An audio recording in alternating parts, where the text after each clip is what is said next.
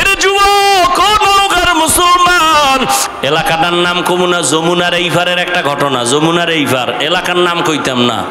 মাত্র কয়েক বছর আগে সন্ধ্যাবেলা ছেলে গিয়া বাবারে কয় 10,000 টাকা দাও। বাবায় জানে টাকা দিলেই এখন বন্ধু আর বান্ধব নিয়ে মদের আড্ডায় যাবে। বাবায় টাকা থাকার পরেও কয় দিব না, ছেলে কয় দেও।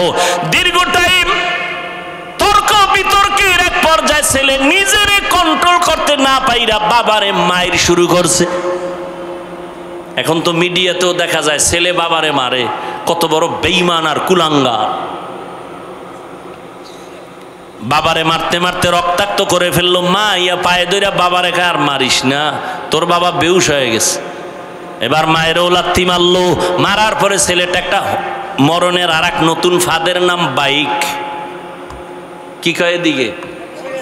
মোটর সাইকেল, হুন্ডা বাইক, মরণের নতুন এক ফাঁদের নাম। ওটার উপরে বইলেই জানি কেমন শরীর আগুন আর আগুন, পয়েন্টে পয়েন্টে আগুন, পশমের গোড়ায় দিয়ে আগুন বাইর হয় বাইকে বইলেই, ঠিক নি?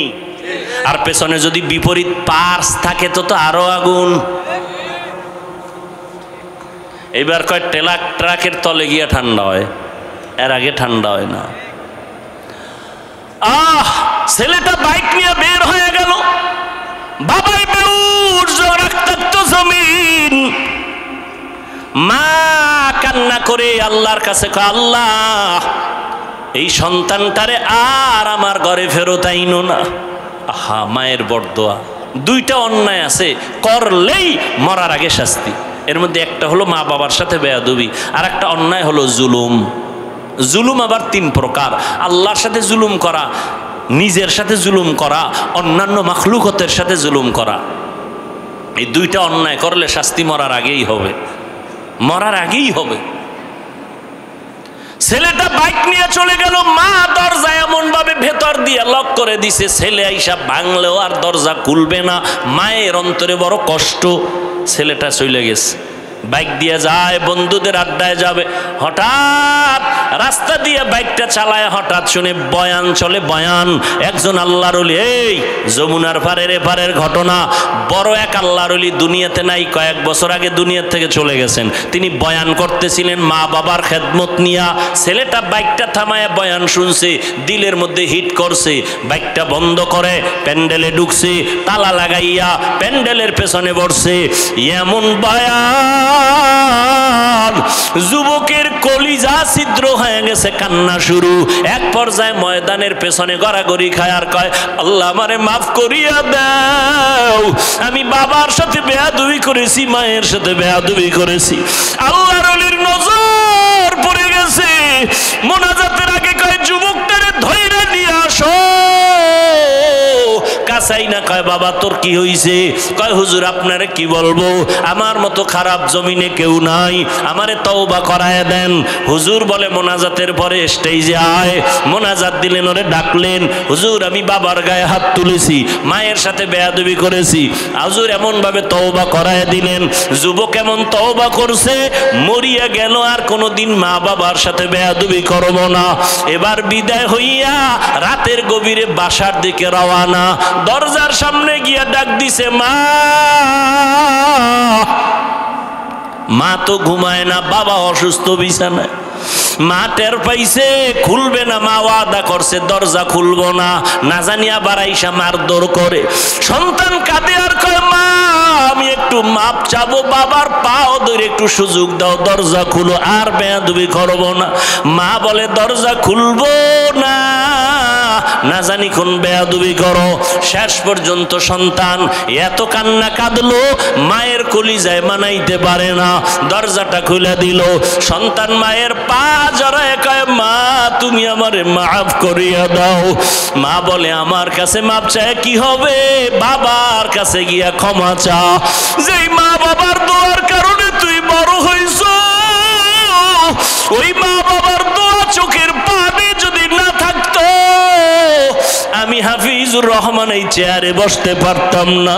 তোমার এই 10টা ছেলে লাভ কি, যেই 10 ছেলের কারণে বাবার হাতে হ্যান্ডকাপ লেগে জেলখানায় যাবে, এর চেয়ে 10টা মাইয়া হওয়া ভালো। আসলে বউয়ের দোষ নাই, স্বামীরও দোষ নাই, সন্তানকে দেয়। জোরে বলেন, লিল্লাহি মুলকুস সামাওয়াতি ওয়াল আরদ ইয়াহাবু লিমান ইয়াশাউ ইনাসাও ওয়া ইয়াহাবু লিমান ইয়াশাউ যুকুর আও ইউযাওবিজুহুম যুকরানা ওয়া ইনাসা ওয়া ইয়াজআলু মান ইয়াশাউ আকিমা ইন্নাহু আলিমুন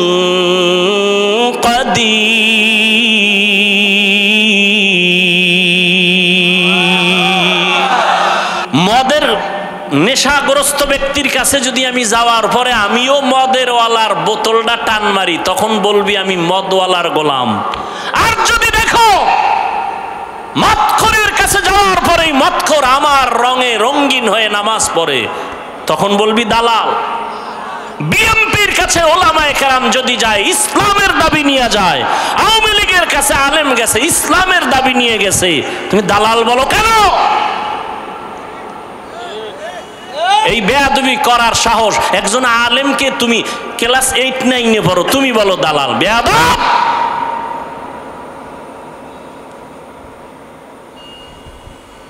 আলেমের বিরুদ্ধে কলম ধরার শক্তি সাহস তোমাকে কে দিয়েছে?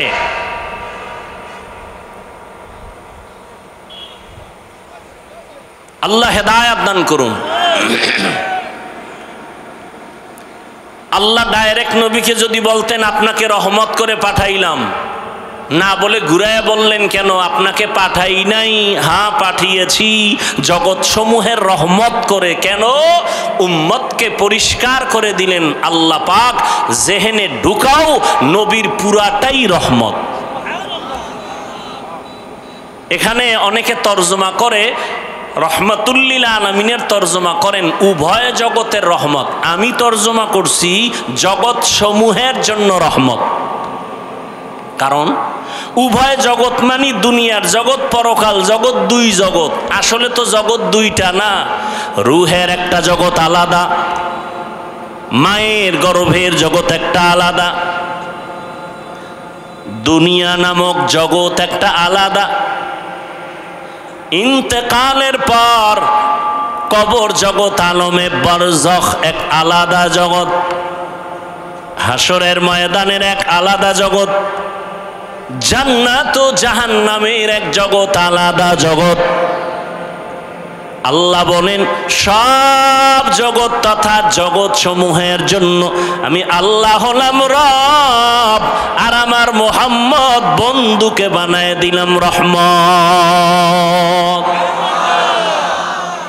ইমামুল আউয়ালিন আল আখিরিন বহরে সাদকা রহমাতাল লিল আলামিন সাইয়্যিদুল কাউনাইন খাতমুল মুরসালিন আখির আমদ বুদে ফখরুল আউয়ালিন।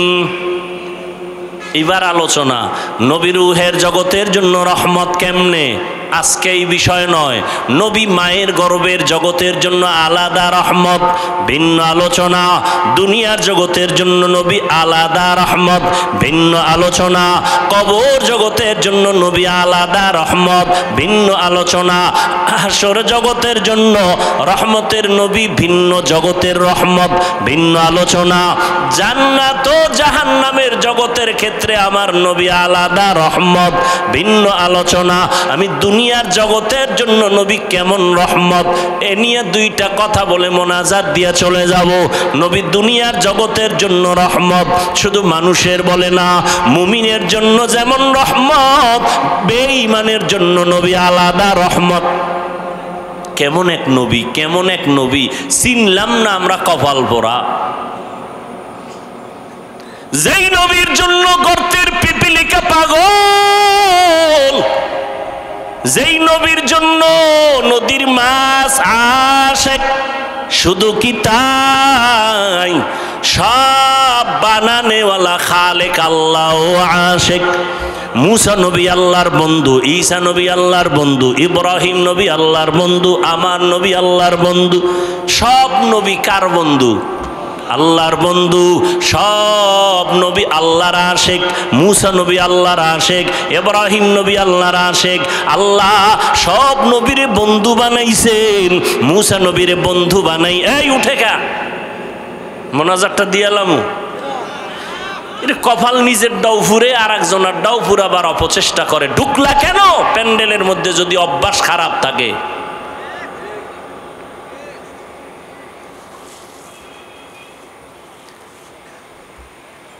ভালো লাগে ডিস্টার্ব করলে। আরে ভাই আপনি বসার টাইম আপনার কম, আপনি ঢুকছেন কেন? ওই রাস্তায় অনেক আল্লাহর বান্দারা দাঁড়ায় বয়ান শুনে, আপনি ওখানে দাঁড়ায় থাকতেন, মন চাইলে চলে যাইতেন, কারো ক্ষতি হতো না। কথা শুনবেন না শেষ করে দিব? মুসা নবী আল্লাহর বন্ধু, এমন বন্ধু আল্লাহ খুশি হইয়া তার একটা উপাধি দিলেন কালিমুল্লাহ। ইব্রাহিম রে দিলেন খলিলুল্লাহ। আল্লাহ পাক মুসা নবীকে দিলেন দাউদ নবীর খলিফাতুল্লাহ, আদমকে সফিউল্লাহ, ইসমাইলকে জবিহুল্লাহ। কিন্তু আল্লাহর একটা স্পেশাল বন্ধু সুলভ শব্দ হলো হাবিবুল্লাহ। এটা কাউকে আল্লাহ দেন নাই, রহমতের নবীকে আল্লাহ দান করেছেন হাবিবুল্লাহ। মুসা নবী আল্লাহর আশেক, ইব্রাহিম আল্লাহর আশেক, আদম আল্লাহর আশেক, সব নবী কার আশেক? কিন্তু আপনার আমার নবী এমন এক নবী, যেই নবীর জন্য আমার আল্লাহ নিজে আশিক। মিশা বলছি? শুনেন না এ কথার? সব নবী আল্লাহর আশেক। আল্লাহ হলেন রহমাতুল লিল আলামিনের আশেক। আল্লাহ হলেন আল্লাহ, নবীরে দিলেন মুহাম্মদ। আল্লাহ হলেন রব্বুল আলামিন, নবী হলেন রহমাতুল লিল আলামিন। আল্লাহ পাক রব্বুল আলামিন বলেন, ও রহমতের নবী, আমি আপনাকে জগৎ সমূহের রহমত করে পাঠাইলাম।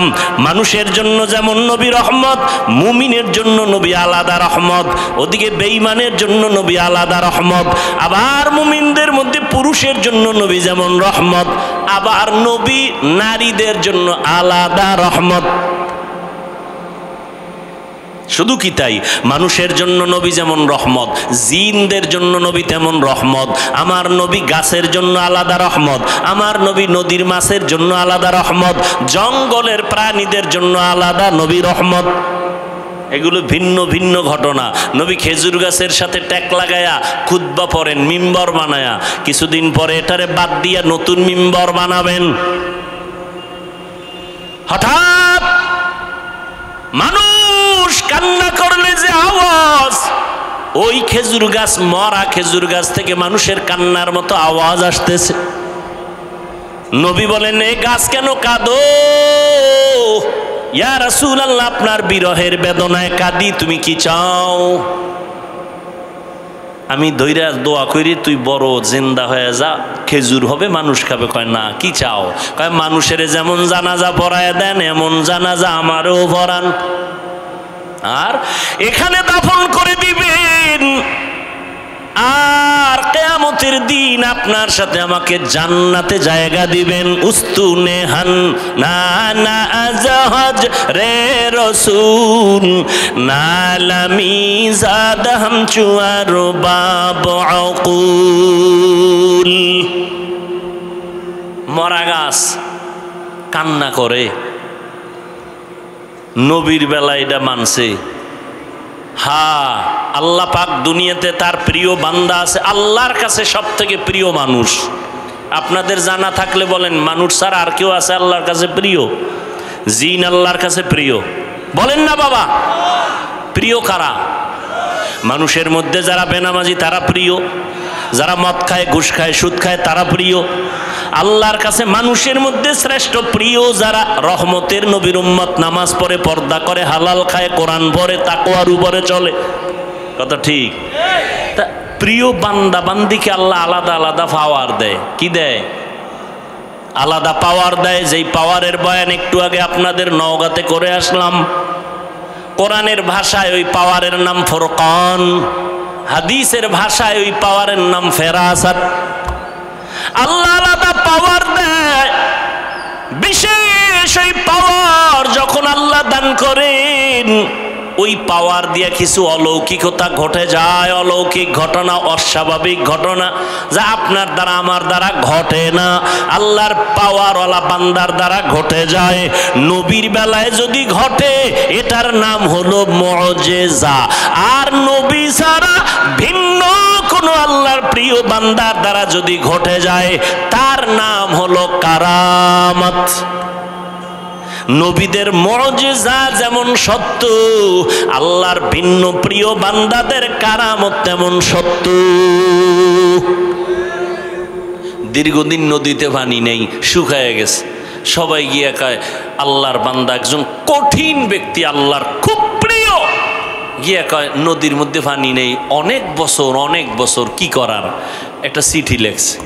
চিঠি লেখা কি লেখছে তিনি জানেন আর আল্লাহ জানেন। যাও এই চিঠিটা নদীর মধ্যে ফেলে দাও।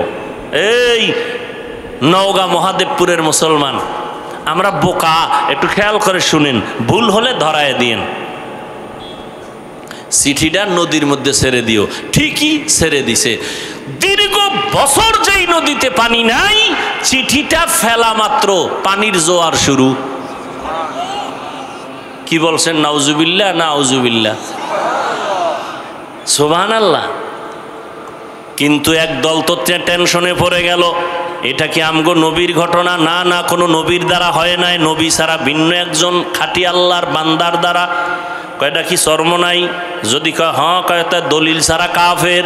যদি কয় তাবলিগের কোনো মুরব্বী কয় কাফের। এবার খুঁজতে কয় না, চর্ম নাইও না। তে ঘটনা কে ঘটাইল? তাবলিগেও না, ইমাম আবু হানিফা না, ইমাম বুখারী না, ইমাম মুসলিম না, কে ঘটাইল? খুঁজতে গিয়া হঠাৎ নাম পাইয়া হাদিসে দেখে এই ঘটনা যিনি ঘটাইছেন, এই ঘটানেওয়ালা বান্দা রসুলের সাহাবী হযরত ওমর। এবার কাফের যারা ঠিকাদার, এরা জিব্বায় কামড় দিছে ওমর। কিন্তু ওমরের ব্যাপারেও তো অনেকের অ্যালার্জি অন্তরে ঢুকানো। 20 রাকাত পড়ো না কেন? তারাবি 8 রাকাত কেন? কয় ঘুমের ঘরে ওমরের সাথে একটু ঝগড়া লাগছে, এই জন্য 20 রাকাত পড়ি না। কয় কারে মানো? কয় মুহাম্মদের মানি, কোন সাহাবী মানি না। আল্লাহর কসম একবার, আল্লাহর কসম 2 বার, আল্লাহর কসম 3 বার, ওয়াল্লাহি বিল্লাহি তাল্লাহি, যারা সাহাবাদেরকে মানবে না, ইশারা ইঙ্গিতে বিরুদ্ধে লেখবে আর বলবে। 3 বার কসম করে বললাম তারা ভণ্ড, তারা ভণ্ড, তারা ভণ্ড। এদের যারা ভণ্ড বলবে না তারাও ভণ্ড।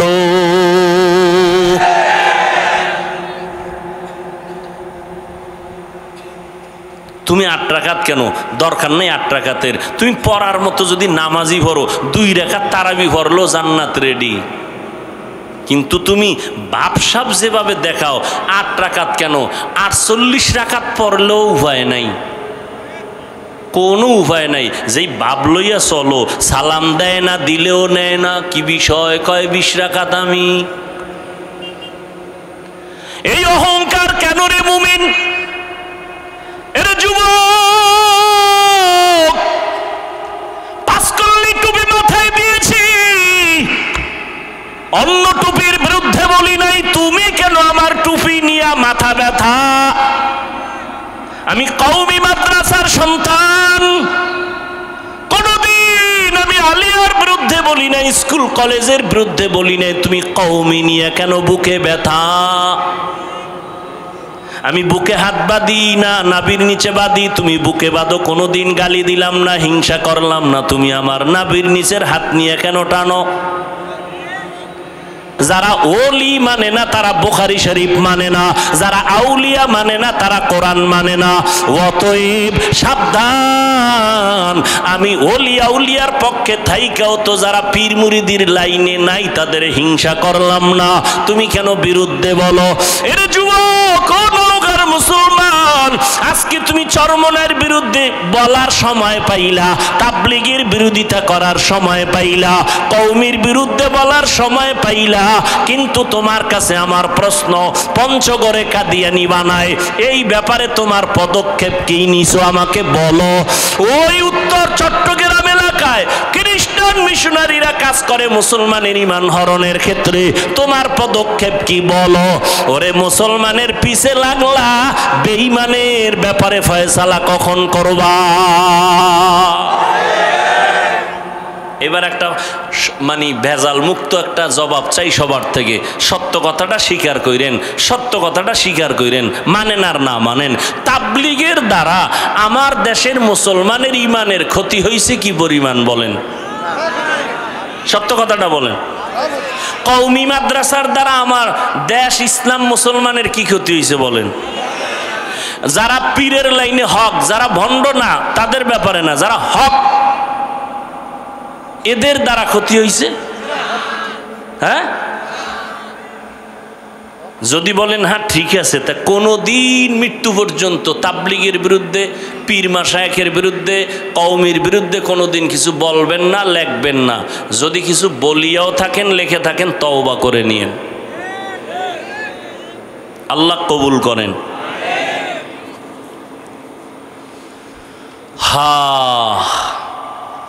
তাবলীগওয়ালারা কি বলে যে বেশি বেশি নামাজের ফাঁকে বিড়ি টাইনো, তো সমস্যাটা কি? তাবলীগওয়ালারা বলে যে যারা 8 রাকাত নামাজ পড়ে তারাবি এদের সাথে সালাম বন্ধ।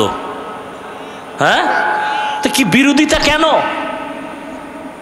আর তোমার বিরোধিতার দ্বারা তাবলীগের কি ক্ষতি হয়েছে? তাবলীগের মধ্যে 2টা পাঠ হয়েছে না? কয় পাঠ? 2 পাঠ হওয়ার কারণে খেদমত কি কমছে? খেদমত আরো বাড়ছে না? দোনো দল আলাদা জিদ করে খেদমত করে, অগোছে আমি বেশি দাওয়াত দিব, অগোছে আমি বেশি দাওয়াত দিব, তা কাজ বাড়ছে না? হ্যাঁ, কওমি মাদ্রাসা কমতেছে না বাড়তেছে? তা তোমার বিরোধিতায় যদি আমগো লাভ হয়, তা তো তোমারে আমার কলম কিনে দেওয়া দরকার, আরো লেখো। যারে শয়তানে ধরে কাম থুইয়া কাম করে। আল্লাহ সবাইকে হেদায়াত দান করুন। ওয়ামা আরসালনাকা ইল্লা রাহমাতাল লিল আলামিন।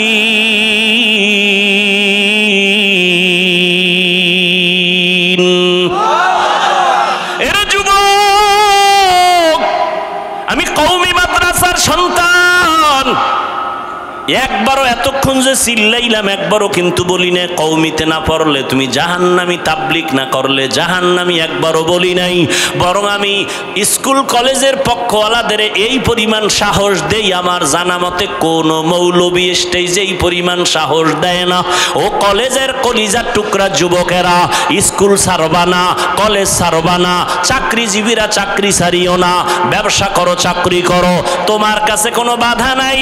একটা দাবি আমার, তুমি ডাক্তার হও, ইঞ্জিনিয়ার হও, প্রফেসর হও, ডিসি হও, এসপি হও, এমপি হও, মন্ত্রী হও, তবে দাবি একটা, বেয়াদব হইও না।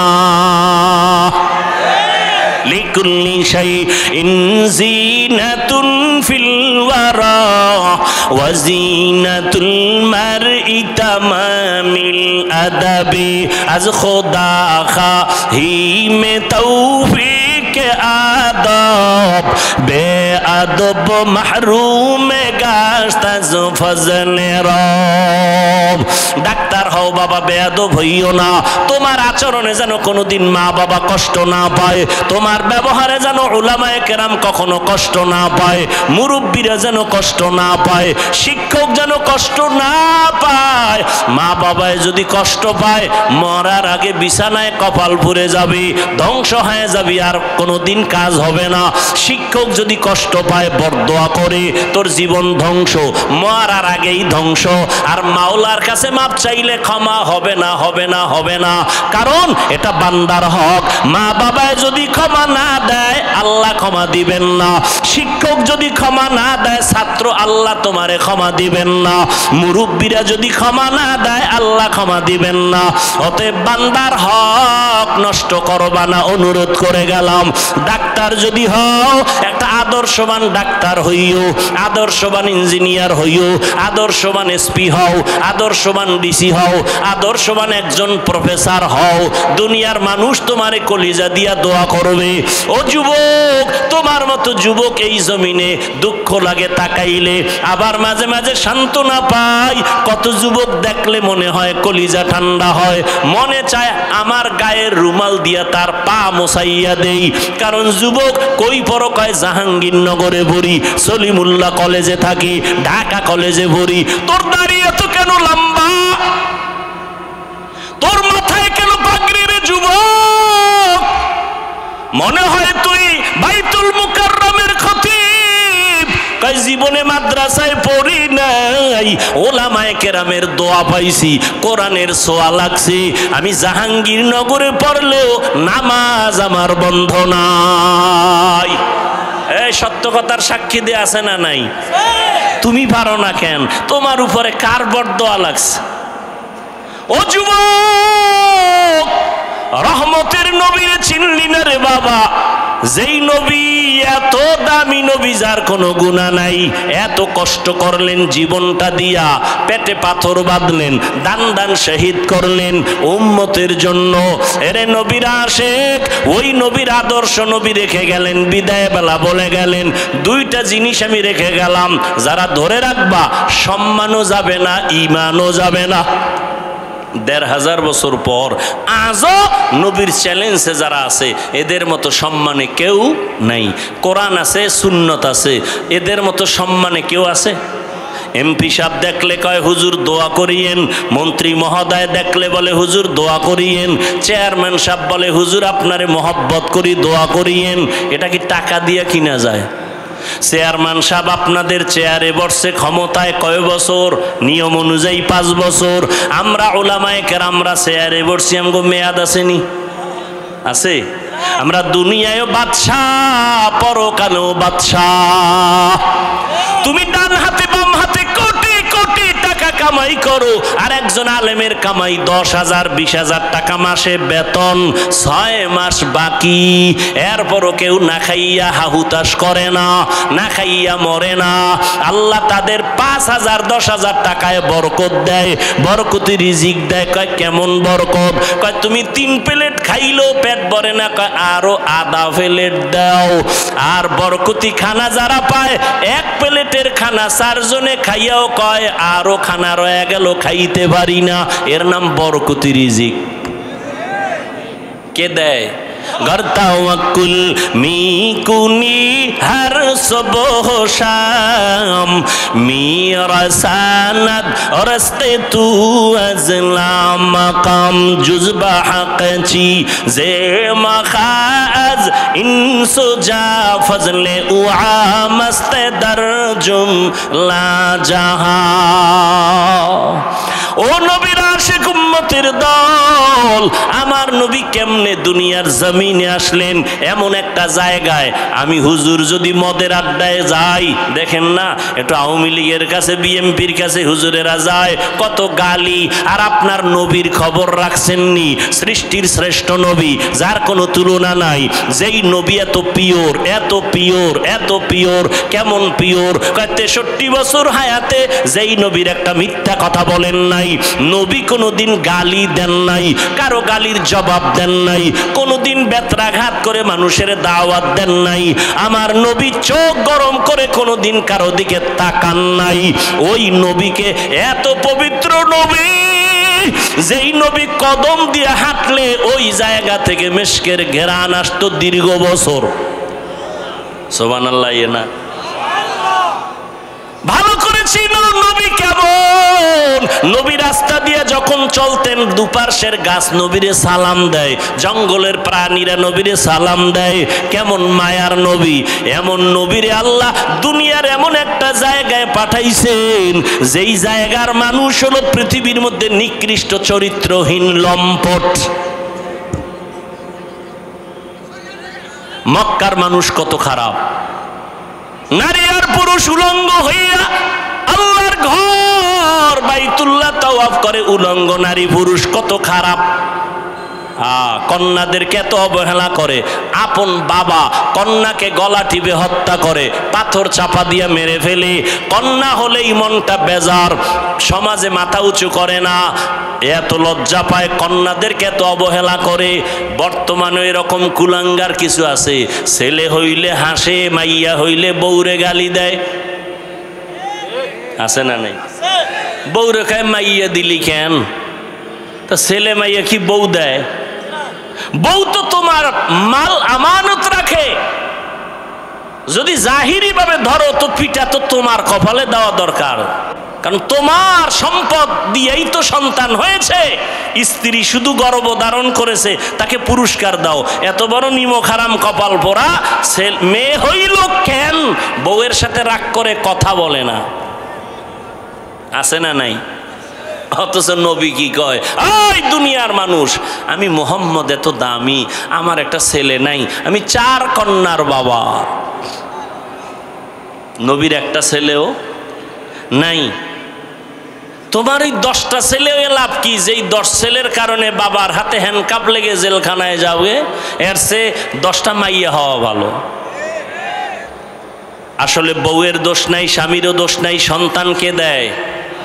জোরে বলেন, লিল্লাহি মুলকুস সামাওয়াতি ওয়াল আরদ ইয়াহাবু লিমান ইয়াশাউ ইনাসাও ওয়া ইয়াহাবু লিমান ইয়াশাউ যুকুর আও ইউযাওবিজুহুম যুকরানা ওয়া ইনাসা ওয়া ইয়াজআলু মান ইয়াশাউ আকিমা ইন্নাহু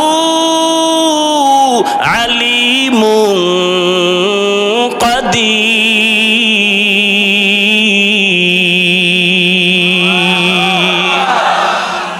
এই কোরআনটা পড়তে মজা আছে না নাই?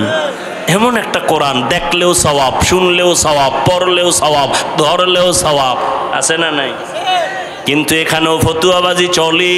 ফতুয়া মানি সমাধান, বাজি মানি খেলাধুলা।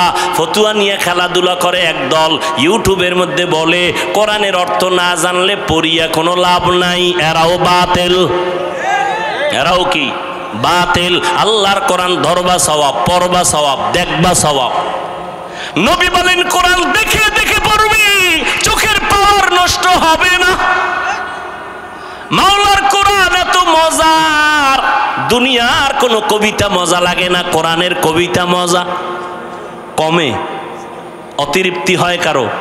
বেঈমানরা পর্যন্ত কালেমা পড়ে শুধু ইমাম সাহেবের তেলাওয়াত শুনে। কত মজার কোরআন। কপাল খারাপ আমরা পড়তে পারি না।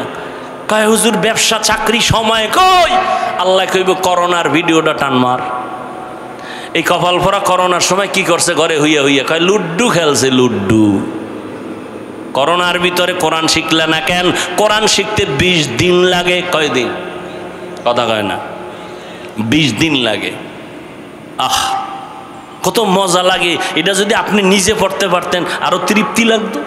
চিন্তাই নেই, চিন্তাই নাই। ঘরের মধ্যে কোরআন শরীফ আছে, 20 বছর ঘরের মধ্যে আছে, দেখলো না কপাল ভরা খুইলে এটার ভিতরে কি। আজ পর্যন্ত দেখলো না খুলিয়া ভিতরে কি। অথচ নবী বলেন কোরআন এত দামি, এটার মধ্যে যদি খুইলে খেলে আঙ্গুল টানে আঙ্গুল, আল্লাহ কোরআনের নূর দিয়ে সিনাটা আলো বানায় দিবে। আল্লাহ যদি দান করেন, আপনার কোনো প্রশ্ন আছে? আল্লাহ সবাইকে কোরআন পড়ার তৌফিক দান করেন। ওগো নবীর উম্মতেরা,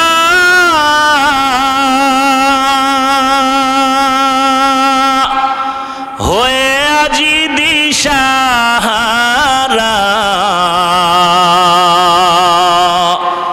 কোরআন হাদিসের চলো যখন যাহা চায় মনে,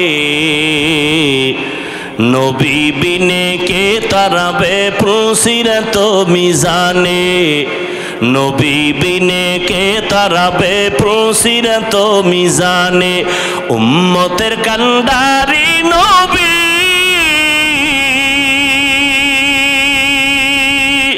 কাঁদেছেন উম্মতের লাগি,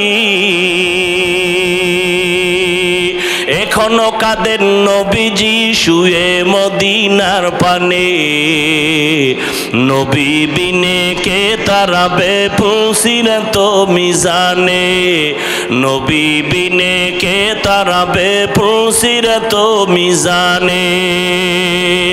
ও নবীর আশিক, নবী দুইটা জিনিস ধরে রাখার কথা বলছেন, সম্মানও যাবে না, কোনোদিন ঈমানও যাবে না। এক নাম্বার কোরআন, দুই নাম্বার নবীর সুন্নত। ও যুবকেরা, নবীর রেখে যাওয়া সুন্নত হিন্দুরা মানবে, বৌদ্ধরা মানবে, কারা মানবে? কোন দেশের? লেবানন, লন্ডনের মুসলমান, বাংলাদেশেরও, শুধু নওগাঁ জেলা বাদ। তা তোমার মদিনার তরিকা নাই কেন? তোমার চুলগুলো বেঈমানের লাইনে কাটলা কেন? লাভ কি? মুহাম্মদেরটা ভাল লাগে না? এই বেঈমানের লাইনে চুল কাটলে যদি বলো মাথা ঠান্ডা থাকে, বলো তো আমিও কাটবো। আমার মাথা অল টাইম গরম থাকে, ঘুম নাই। বেঈমানের লাইনে আঙ্গুলের নখগুলো কাটলে যদি স্বাস্থ্য ভালো থাকে, বলো আমিও কাটবো। মদিনাওয়ালা নবীর আশিক গোটা দুনিয়া। ও তুমি নবীর আশিক, কেন তুমি নবীর সুন্নাতওয়ালা হতে পারলা না?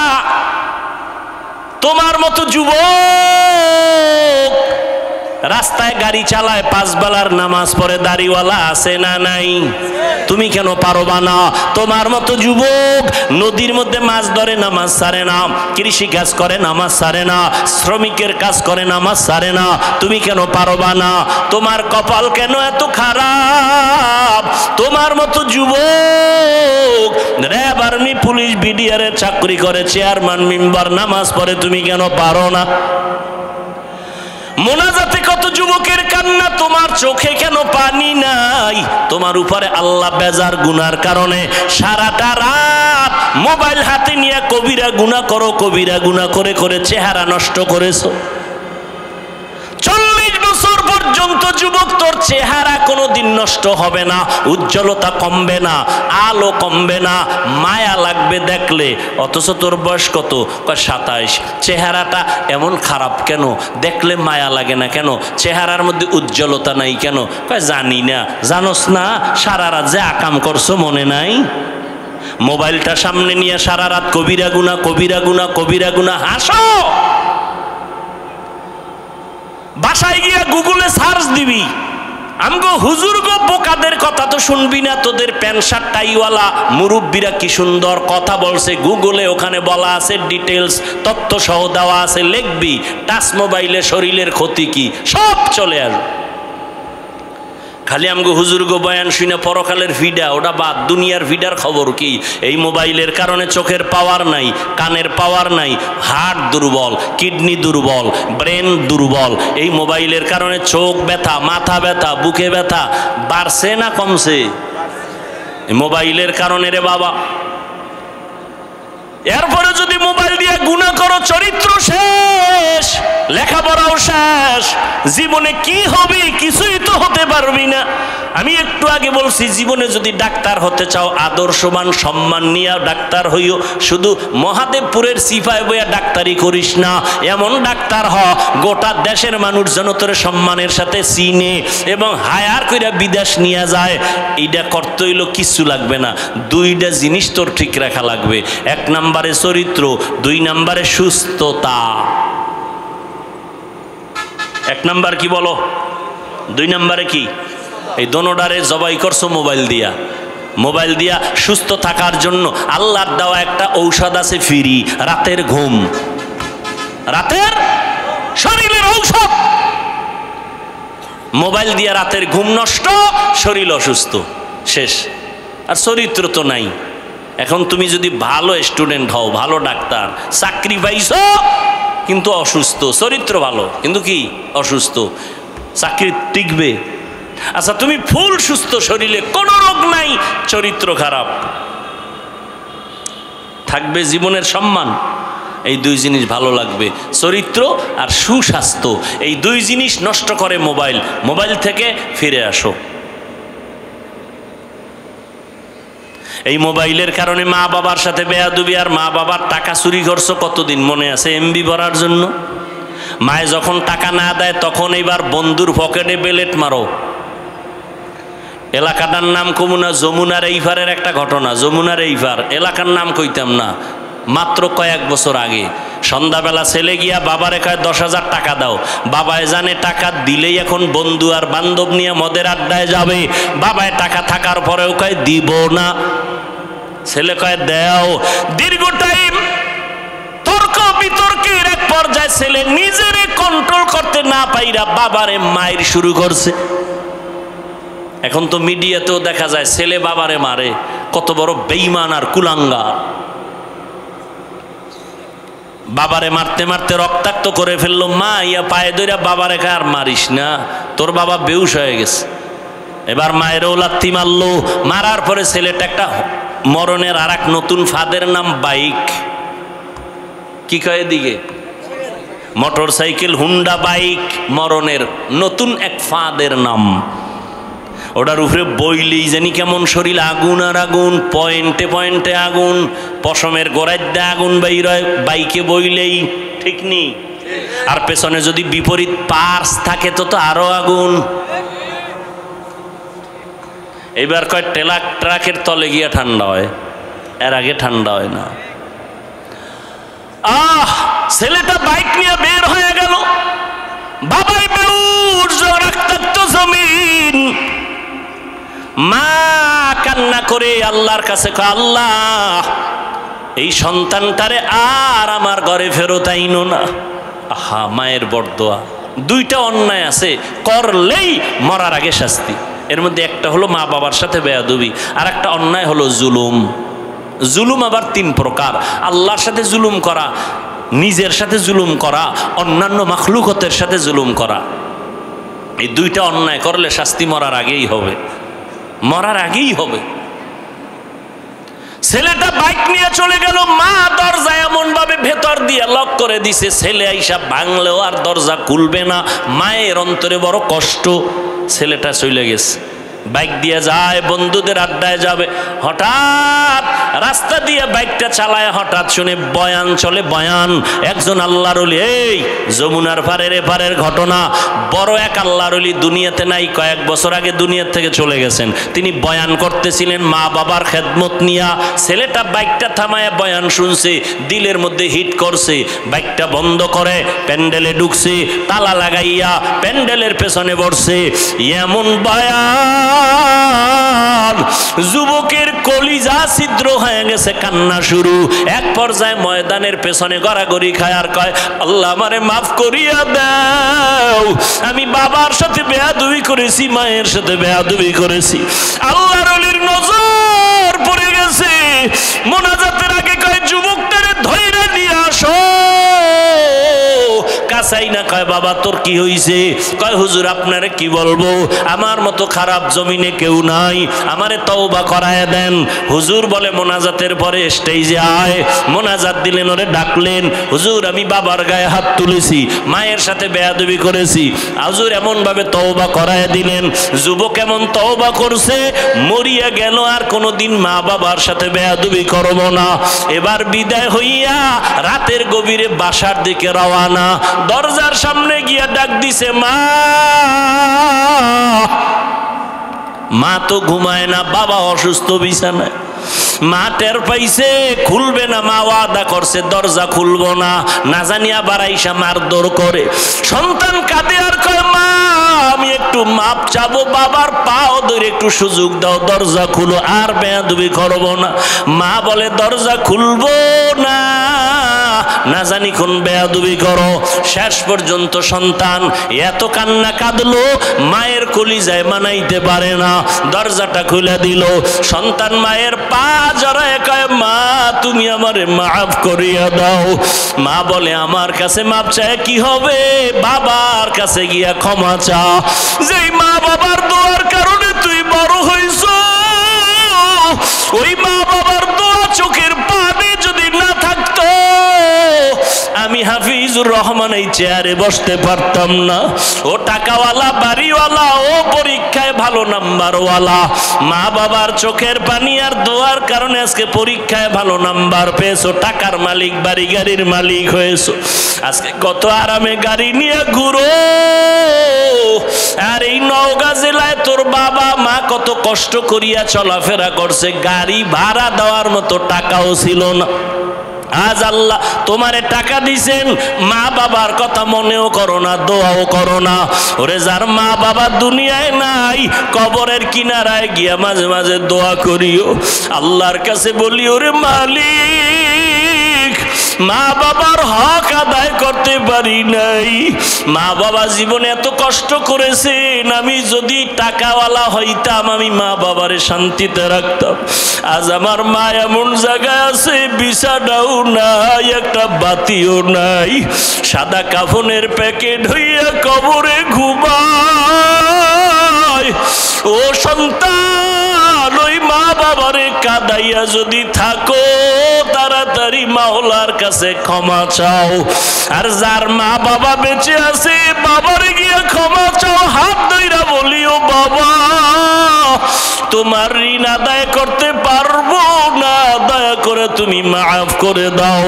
ও যুবকেরা, যদি মায়ের সাথে কষ্ট দিয়া বেয়াদবি করো, মায়ের বাসায় গিয়া বলবি, মা তুমি দোয়া করলে আমারে মাওলা কবুল করবে, তোমার মনে বোধহয় কষ্ট গেছে, এজন্য আমার আমল নাই, আমার কান্না নাই, মোনাজাতে পানি নাই। মা তোমারে বহু কষ্ট দিয়েছি, গোপনে জানি কত কান্না করেছো, আজ দয়া করে আমাকে মাফ করে দাও। মা আমারে তুমি সম্মানের জায়গায় নিয়ে আসছো, তোমার দোয়া ছাড়া আমি শিক্ষিত হতে পারি নাই, তোমার দোয়ার কারণে আজ আমার আল্লাহ সম্মান বাড়ায় দিছে। মা বাবার কাছে যদি চোখের পানি ছেড়ে দাও, মা মাথায় হাত দিয়া দোয়া করবে, আর সে আজিমে চলে যাবে। ও যুবকেরা, পায়ে হাত রেখে বলে গেলাম, আল্লাহর ভয় অন্তরে জমা করো, নবীর আদর্শের মালা গলায় লাগাও, তওবা করো পেছনের গুনাহ থেকে, মনে মনে আমার আল্লাহকে ডাকো আর বলো, আল্লাহ জীবনে কত নামাজ ছাড়লাম, বেপরদায় চললাম, আজকে থেকে তওবা করতেছি, মরিয়া গেলে যাব, হায়াতের মালিক তুমি, ইজ্জতের মালিক তুমি, আর নামাজ ছাড়বো না, দাড়ি কাটবো না, বেপরদায় চলবো না, মা বাবারে কষ্ট দিব না। ওলামায়ে কেরামের পরামর্শ নিয়ে নবীর সুন্নাত অনুযায়ী চলাফেরা করব। স্কুলে পড়ো, কলেজে পড়ো, চাকরি করো, নামাজ ছাড়িও না, মা বাবার দোয়া নিতে ভুল করিও না রে বাবা।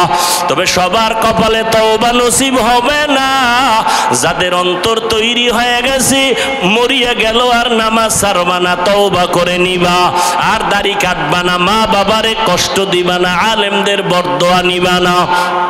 তওবা করার মতো যদি কারো খাঁটি অন্তর তৈরি হয়, দুটো হাত আমার আল্লাহকে দেখায়া দাও। আয় আল্লাহ, হাতগুলো কবুল করে নেন, তওবা কবুল করে নেন, তওবার উপরে মজবুত হইয়া চলার তৌফিক দান করেন।